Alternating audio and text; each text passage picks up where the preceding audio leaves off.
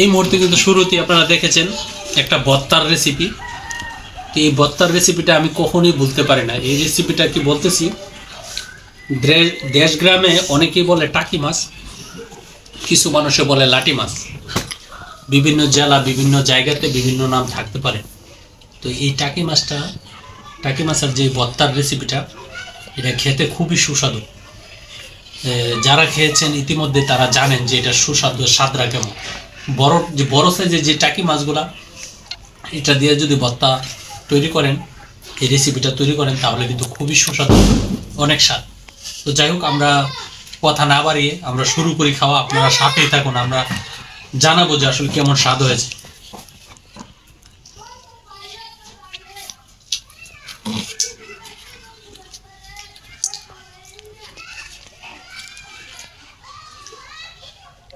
আলহামদুলিল্লাহ, সেই স্বাদ। কারণ হচ্ছে এটার সাথে কি দেওয়া হয়েছে, নাম্বার 1 হচ্ছে পেঁয়াজ, নাম্বার 2 হচ্ছে কাঁচামরিচ। তো এটা অনেকে শুকনা মরিচ দিয়েও করতে পারেন। তারপর হচ্ছে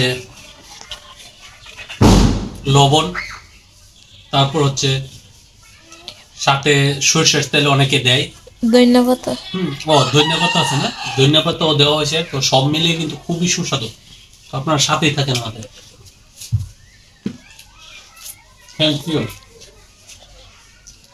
থ্যাংক ইউ সো মাচ। টাই মাছ বুনাই না দেন, বাজানো টাই মাছ বুনা। আমরা ব্লগ তৈরি করতেছি। হ্যাঁ, প্লিজ।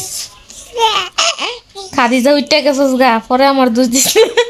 উঠলে সমস্যা নেই। তো টাকি মাছের ভর্তাটা ভাত খাচ্ছি। 3 মিনিট হলে ব্লগটা অফ করবা। হ্যাঁ, 3 মিনিট 5-10 সেকেন্ড হলে। ঠিক আছে। শ্বশুর বাড়িতে কি শুধু টাকি মাছের ভর্তা দিয়ে ভাত খাওয়া হয়?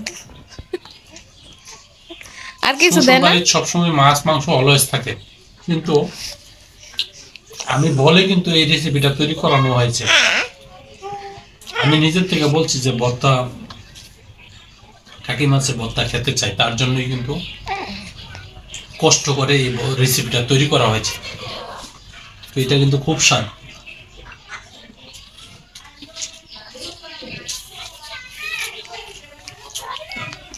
আসলে সত্যি কথা, আপনার মাছ বলবো না, কারণ আমরা হচ্ছি মাছে ভাতে বাঙালি। তো মাছ আমাদের সমস্যা নেই, কিন্তু মাংস আসলে আগে ছোটবেলায় একটা সময় দেখা গেছে যে মাংস খুব প্রিয় ছিল, কিন্তু এই মুহূর্তে বা এখন বর্তমানে কিন্তু মাংসটা বেশি একটা চয়েস না। চয়েস হচ্ছে মাছ আর হচ্ছে সবজি, আর বিশেষ করে ভর্তা, বিভিন্ন